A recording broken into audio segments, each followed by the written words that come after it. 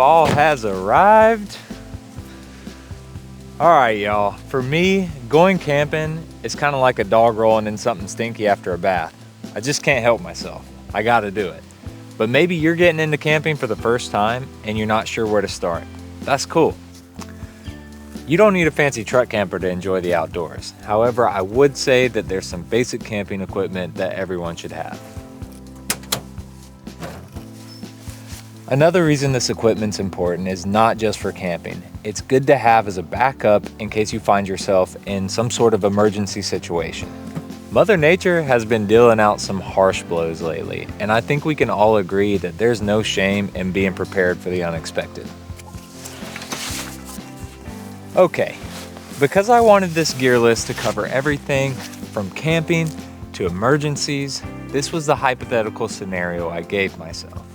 If I were being dropped off in the wilderness by myself, or I had to leave my home unexpectedly for an unknown amount of time, and I could only bring one backpack, this is what I'd pack in it. Before we start, I want to throw out one quick disclaimer. I love backpacking, so I have invested in some bougie ultralight gear, but I want you to know that this kit does not need to be expensive. I'll make sure to include links below for a few budget options. First, you'll need a pack. I use a 45-liter ultralight pack from Waymark Gear Co.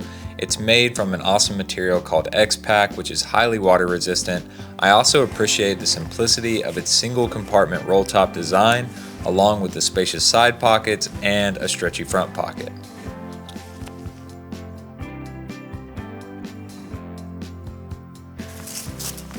For shelter, I recommend a 2-person tent.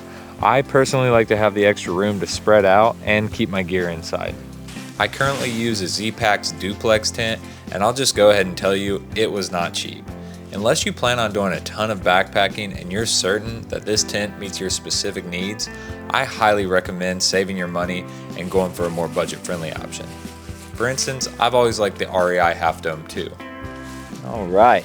By the way, if you're enjoying these videos, take 5 seconds to drop a like, comment, share, subscribe. It doesn't cost a thing, and it really does mean the world to me. I really appreciate y'all. Now let's talk about the sleep system. It includes a sleeping pad, a sleeping bag, and a pillow. For me, these have been some of the most important pieces of gear. Getting through long days is a lot easier if I know I can sleep comfortably at night.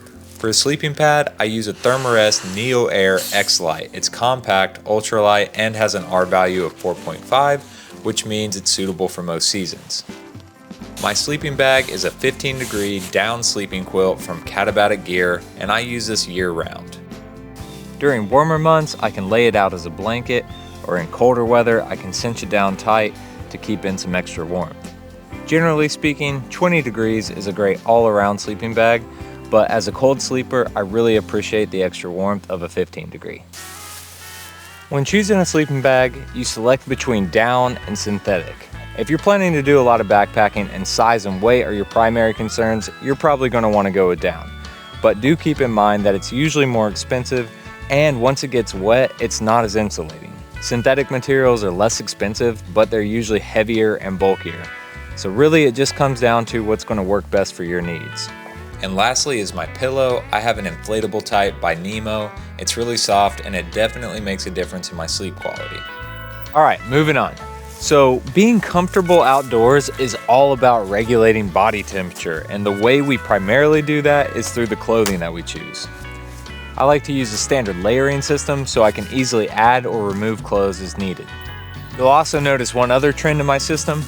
I use a lot of merino wool. Merino has many advantages, but what I find most valuable is that it doesn't retain odors like a lot of synthetic materials. And when you're spending a lot of time outside and you're not able to wash your clothes, that makes a big difference. I keep all my extra clothing in a large pod from Hyperlite Mountain Gear, which I like because it's water resistant. If that's too fancy for you though, you could always go with some sort of roll top dry bag. For base layers, I have 3 pairs of merino underwear. One is reserved specifically for bedtime. I like to have something clean to change into at the end of the day. I have 2 pairs of merino socks. My absolute favorite are the Crew socks by Darn Tough. They have a lifetime warranty, which is bonkers, and needless to say, they're worth the money. I have 1 pair of merino long johns by Icebreaker, and for tops I have 1 merino tee by Icebreaker, 1 merino sweater in Expedition weight by -33. It's super warm and looks like a regular sweater, which I like. I also have 1 Patagonia sun shirt. That's not merino, but it's incredibly comfortable and practical. For bottoms, I have 1 pair of Patagonia baggy shorts. I love the pocket size on these and how fast they dry. And I also have 1 pair of pants. I really like these CQR ripstop pants that I found on Amazon. For outerwear, I have a puffy jacket. Mine is an Enlightened Equipment Apex. It's synthetic, and while I'm not a huge fan of the color, and I've been told it kind of looks like a trash bag, it's the warmest, lightest jacket I've ever worn. I also have a rain jacket. I use the REI GTX, which is a Gore-Tex, and it's held up for years. It's also lightweight. And I have 1 pair of Mountain Hardwear rain pants. I also bring a merino beanie, 1 pair of leather gloves, and a leather belt. For footwear, if I was just backpacking, I'd probably go for something like my Ultra Lone Peak Trail Runners, but for the sake of this scenario, being dropped off in the woods by myself, I would definitely opt for a pair of boots. Specifically the Mindle Vacuum Hunters, they're bomb-proof. And I always think it's worthwhile to bring my Crocs. They're great camp shoes, river shoes, and shower shoes. All right, I want to pause here for a quick second. What's some camping gear that you consider to be essential? Let me know in the comments. All right, moving on to the cook kit. So I keep everything in this waterproof roll top bag from Z-Packs. Let's take a look at what's inside. I have 1 pot. This is the Snow Peak 700. I really only use this pot for boiling water, and that water can be used to rehydrate food or make coffee, etc. If you want to do more traditional cooking, it might be worth going with something larger. I also keep a mug nested inside this, but I wouldn't say that's a critical piece of gear. I have 1 spoon. My favorite is the Tokes long handle titanium spoon. Trust me on this one, the long handle is where it's at. I have some salt, essential for seasoning, and I have a stove and some fuel. Since making a fire isn't always possible, I carry a small camp stove. The MSR Pocket Rocket is super tiny and boils water quickly. I have 1 Bic lighter, always handy for starting a fire or a stove. I also have a water filter and bladder. I like the Sawyer Squeeze paired with a 2-liter knock bladder. When water is scarce, the bladder allows me to transport more water easily along with my water bottle. Speaking of the water bottle, I use an old clean canteen that I've had for years. I also bring a quick dry towel for wiping things down.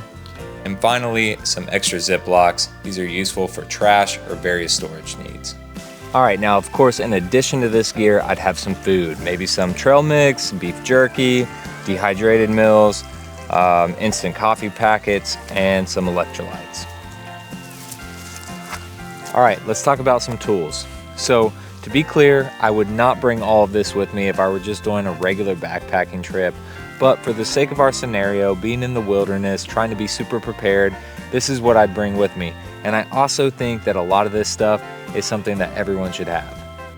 A headlamp, I use a rechargeable Petzl Bendy. A headlamp is a no-brainer. It keeps your hands free while you're working in the dark.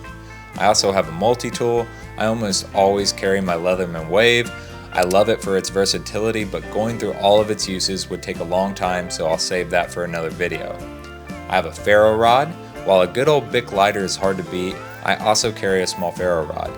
Paracord, which has a ton of uses, it's just a good item to have. A folding saw. You can't carry a chainsaw, but you can carry a Silky Big Boy, which is pretty dang good. A hatchet, which is convenient for splitting small pieces of firewood. A sharpener. I'm no pro at sharpening knives, but this one from Work Sharp makes it dummy proof. Some fishing line and hooks for catching and cooking fish. A basic first aid kit. This is essential for minor injuries. It includes band-aids, Neosporin, anti-itch cream, gauze, a compass, sewing kit, a space blanket, ibuprofen wrapped with leukotape, alcohol swabs, antihistamines, anti-diarrhea tablets, and an N95 mask. Trowel, toilet paper, and hand sanitizer for using the bathroom, and a hygiene kit including Dr. Bronner's soap, contact solution, a contact case, a folding toothbrush, floss, toothpaste, chapstick, and tweezers and nail clippers. Wet wipes for a quick wipe down when you can't shower. and a butt pad. This is a creature comfort, but it's nice to have something padded to sit or kneel on. Now, if I'm being honest, depending on the scenario, I would probably also have with me a bow or a rifle, but that's a personal decision and it's not for everyone, so that's all I'm gonna say about it. Okay, lastly is my power kit. Because I use my phone as my GPS device with downloaded maps from Gaia GPS, I also like to carry a power bank. It lasts for about 5 days depending on my usage, and it charges via USB-C, so I can use it with either a wall charger or a 12-volt cigarette outlet. In addition, I bring 2 charging cables and 1 wall charging brick. Now again, if I were going to be out for a really long time, I'd also bring a portable solar panel to charge up my power brick. All right, y'all, those are my camping essentials. Does it cover every possible scenario under the sun? No, of course not. But I do think it's a good baseline, and by adding or removing a few items, you could be ready for everything from a day hike to a multi-day backcountry expedition. I hope you found this video helpful. Of course, all the gear is linked below, and as always, if you liked it, like it, and if you really liked it, come along for the ride. A lot more videos headed your way. I'll see you next time.